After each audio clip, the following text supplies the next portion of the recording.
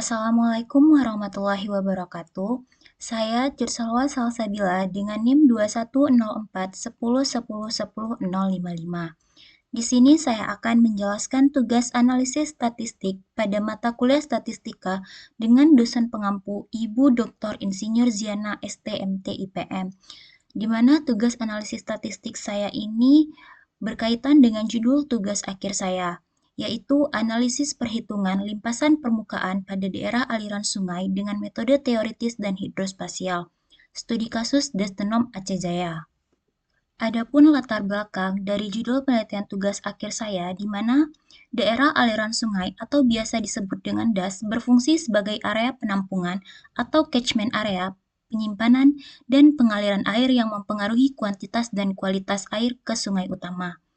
Dastenom di Aceh Jaya dengan topografi yang beragam mulai dari pegunungan hingga dataran rendah atau mulai dari hulu menuju hilir, mengalami limpasan permukaan yang tinggi terutama pada kondisi hujan yang intens. Pada 25 April 2024, banjir yang disebabkan oleh limpasan permukaan melanda beberapa desa di Kecamatan Tenom, merendam rumah, tanaman, dan merusak infrastruktur. Kejadian ini menekankan pentingnya analisis limpasan menggunakan metode teoritis dan hidrospasial seperti SCSCN, HEC-HEMS, dan GeoHEC-RAS untuk menghasilkan perhitungan yang akurat dalam perencanaan pengelolaan DAS, pengendalian banjir, dan mitigasi risiko di Dastenom secara efektif. Rumusan masalah pada penelitian tugas akhir saya ada 3, di mana yang pertama adalah bagaimana karakteristik limpasan permukaan pada Dastenom yang dipengaruhi oleh curah hujan, perubahan tata guna lahan, berdasarkan hasil perhitungan metode teoritis. Yang kedua, bagaimana dampak perubahan tata guna lahan terhadap limpasan permukaan pada Dastenom berdasarkan hasil pemodelan software, HEC-HMS, dan GeoHEC-RAS. Kemudian yang ketiga, bagaimana perbandingan hasil perhitungan limpasan permukaan menggunakan metode teoritis dan hidrospasial, serta hasil validasi terhadap data histori banjir dan AWLR Dastenom. Berdasarkan permasalahan yang ada, analisis statistik yang saya gunakan pada judul tugas akhir saya adalah analisis peluang, di mana analisis peluang merujuk pada pendekatan statistik yang digunakan untuk menentukan kemungkinan atau frekuensi kejadian tertentu, seperti hujan ekstrim, banjir, atau kekeringan dalam periode waktu tertentu. Dengan pendekatan ini dapat memperkirakan seberapa sering suatu peristiwa hidrologi akan terjadi dalam jangka waktu tertentu, biasanya dikenal sebagai periode ulang atau return period. Dalam judul tugas akhir saya ini, dilakukan analisis peluang untuk mencari periode ulang dalam waktu 2 tahun, 5 tahun, 10 tahun, 25 tahun, 50 tahun, dan 100 tahun. Distribusi peluang yang dilakukan adalah distribusi log% 3. Kemudian, dilakukan uji kecocokan untuk membuktikan seberapa akurat distribusi yang dilakukan untuk mencari periode ulang tersebut. Setelah itu, dibuat hidrograf hubungan antara curah hujan dan limpasan permukaan rencana. Adapun langkah perhitungannya, yang pertama, mencari data curah hujan harian maksimum tahunan rentang 20 tahun dari tahun 2002 hingga tahun 2022. Yang kedua, menghitung rata curah hujan harian maksimum tahunan. Yang ketiga, menghitung curah hujan rencana dengan distribusi log% 3, kemudian mencari nilai kemencengan atau CS, nilai variasi atau CV, dan nilai kurtosis atau CK. Kemudian yang keempat, mencari nilai K berdasarkan nilai kemencengan atau CS. Dan yang kelima, mencari dan merekap curah hujan rencana berdasarkan periode ulang tertentu. Kemudian yang keenam, mencari uji kecocokan menggunakan uji Chi-kuadrat atau uji Chi-square. Dan yang terakhir, mencari hubungan curah hujan dengan limpasan permukaan rencana dalam bentuk hidrograf. Di mana langkah perhitungan yang pertama tadi adalah mencari data curah hujan harian maksimum tahunan rentang 20 tahun dari tahun 2002 hingga tahun 2022.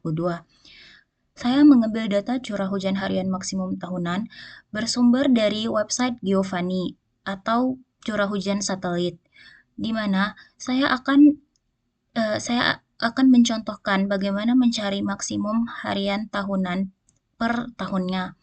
Jadi di sini saya hanya mencontohkan untuk rentang 2 tahun saja dari tahun pertama hingga tahun terakhir, di mana tahun 2022 dapat kita lihat pada tabel ini.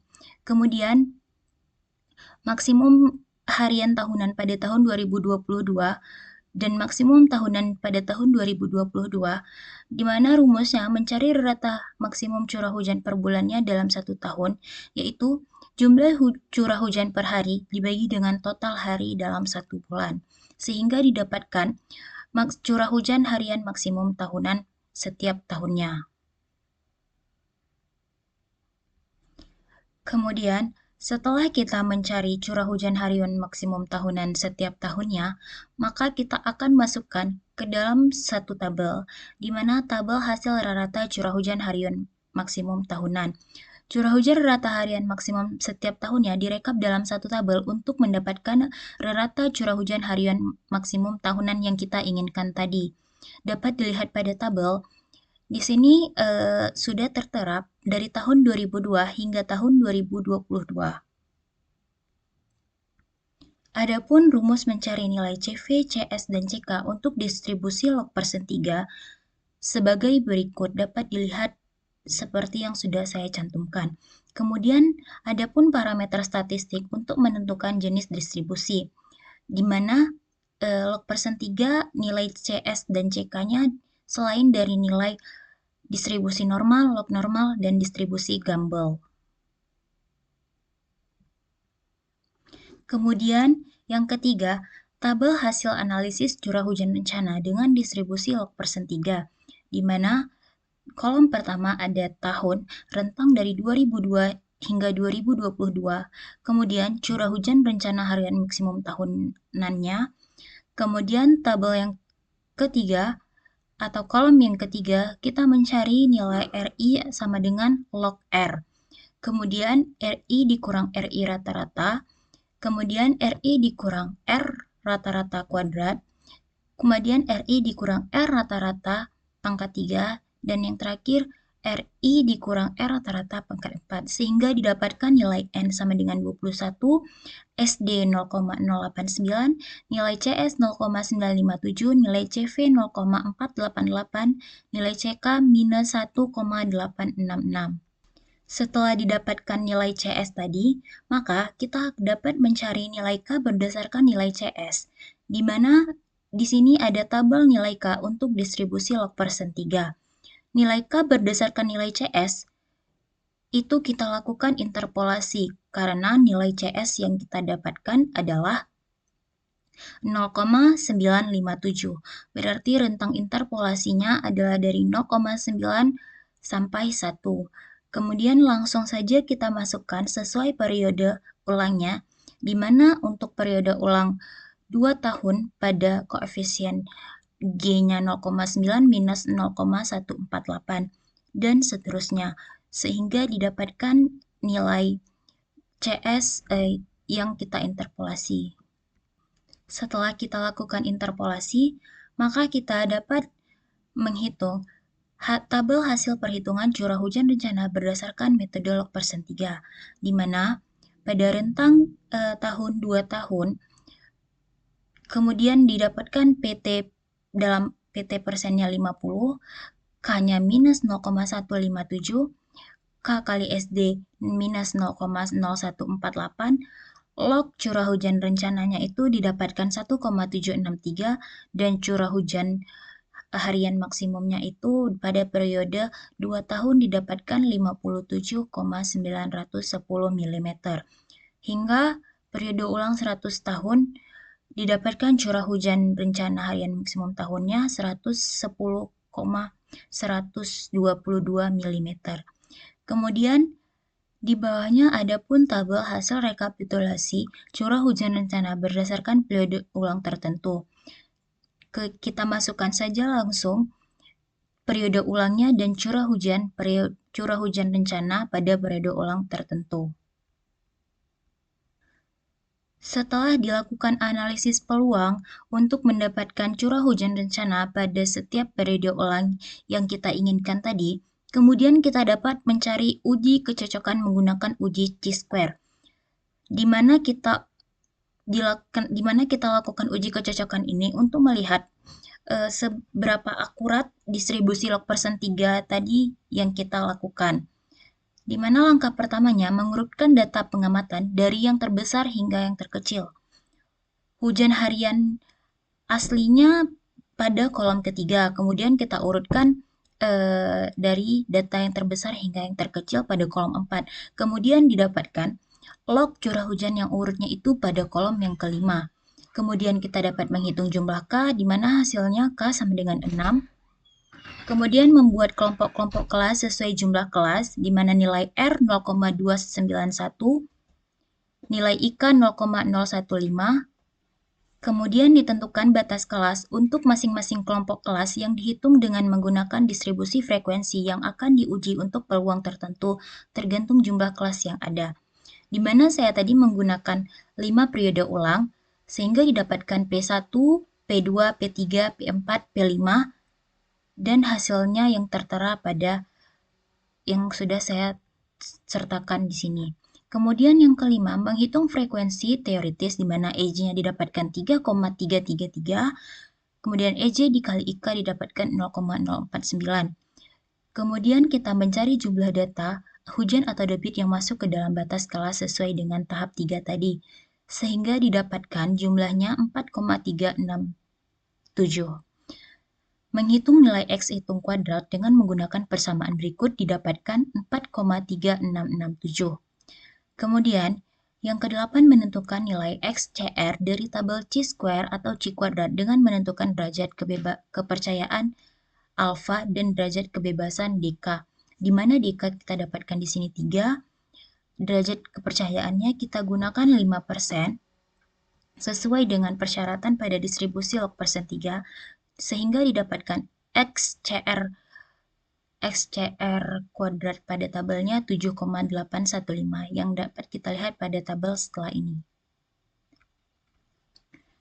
Kemudian disimpulkan hasil perhitungan apabila X hitung kuadrat kurang dari XCR kuadrat maka distribusi terpenuhi dan apabila sebaliknya maka distribusi tidak terpenuhi.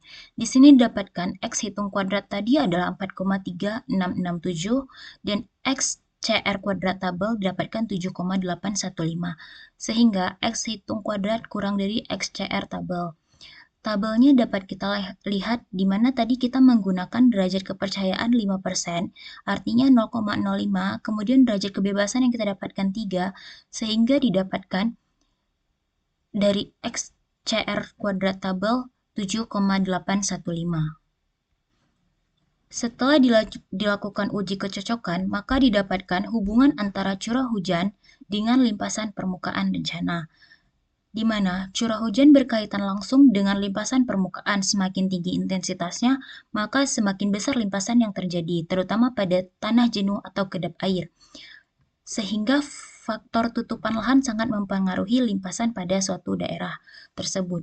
Faktor seperti jenis tanah, tata guna lahan, dan kemiringan das juga mempengaruhi besarnya limpasan permukaan. Dalam perencanaan hidrologi, curah hujan rencana membantu memprediksi limpasan untuk mendesain infrastruktur pengendalian banjir seperti dengan menggunakan metode STSCN yang mempertimbangkan karakteristik das dan mempertimbangkan perubahan tata guna lahan. Sehingga dapat kita lihat hidrograf limpasan permukaan bencananya seperti pada gambar tersebut. Semakin tinggi intensitasnya, maka semakin tinggi limpasan yang terjadi. Dan yang terakhir, adapun kesimpulan pada tugas analisis statistik ini adalah di mana analisis peluang dalam hidrologi bertujuan untuk memperkirakan curah hujan pada periode ulang tertentu yang memungkinkan prediksi frekuensi kejadian hujan ekstrem di masa depan. Perhitungan curah hujan ini penting untuk memahami potensi limpasan permukaan, karena curah hujan dengan intensitas tinggi dan durasi yang lama cenderung menghasilkan limpasan yang lebih besar, terutama di daerah dengan yang tanah jenuh atau permukaan yang kedap air. Hubungan ini digunakan dalam perencanaan hidrologi, di mana data curah hujan rencana pada periode ulang tertentu menjadi dasar dalam desain infrastruktur pengendalian banjir dan drainase, seperti menggunakan metode STSCN untuk memperkirakan volume limpasan berdasarkan karakteristik das. Sekian dari saya. Lebih dan kurang saya mohon maaf. Semoga ada manfaatnya. Terima kasih. Assalamualaikum warahmatullahi wabarakatuh.